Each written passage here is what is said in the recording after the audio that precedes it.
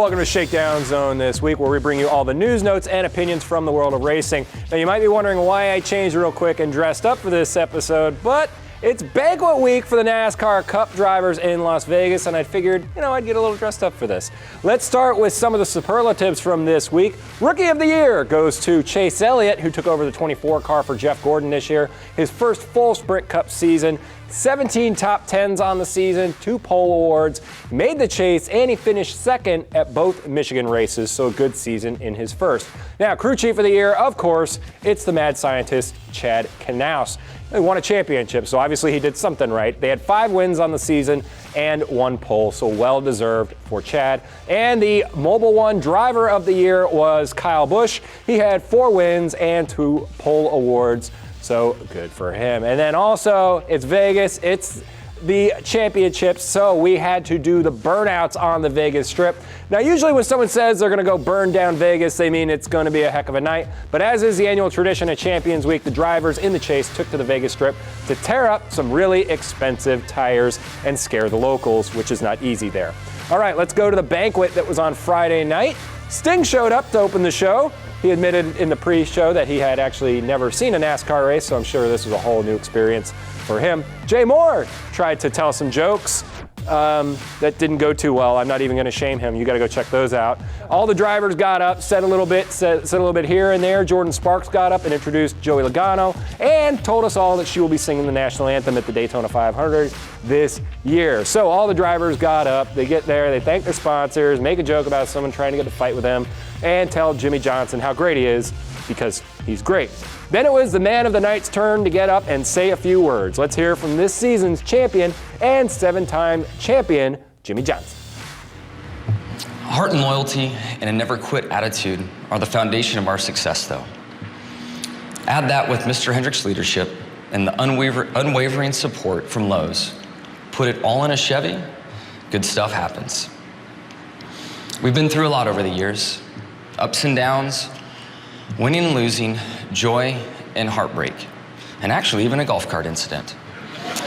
Amongst it all, we're still together and more unified than ever. I consider it a huge accomplishment that it's been one owner, one sponsor, one manufacturer, one driver, one crew chief, and one car chief for 15 years.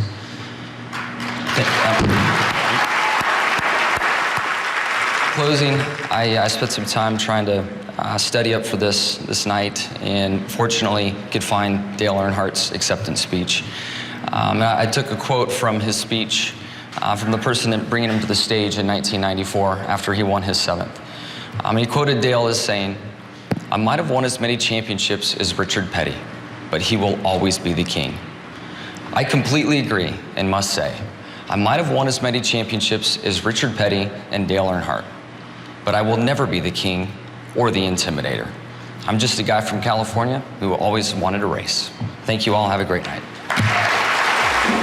Great speech by good old Jimmy Johnson. All right, now, everybody said bye to Tony on this. He had a whole speech. So Tony Stewart's retiring. We went over that last week. And he's retiring on the Cup side. And we had quite a surprise this week, though, come out of Formula One.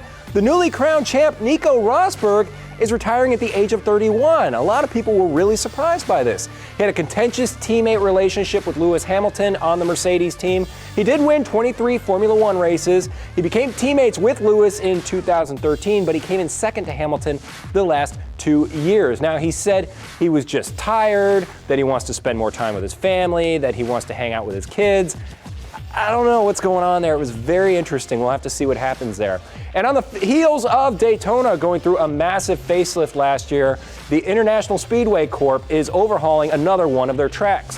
Phoenix International Raceway will go under a $178 million facelift. It'll be upgrades to the grandstands, infield amenities, RV parking, and a new steel and metal exterior. ISC is paying for the thing entirely, so the Phoenix residents, taxpayers, will not have to spend a dime. The track itself is not changing, though. The racetrack will stay the same.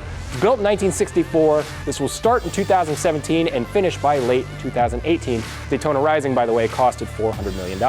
And there's talks that Dodge could be coming back to NASCAR. The CEO of Fiat Chrysler, which owns Dodge, said he spoke with NASCAR execs during the Ferrari event, and we may be seeing them come back. All right, that is going to do it for Shakedown Zone this week. We'll be back next week with all the news, notes, and opinions from the world of racing. Make sure you head to our social media accounts. You can find us on Facebook and Instagram at Shakedown Zone and Twitter at Shakedown Zone _zone to interact with us. We'll see you next week.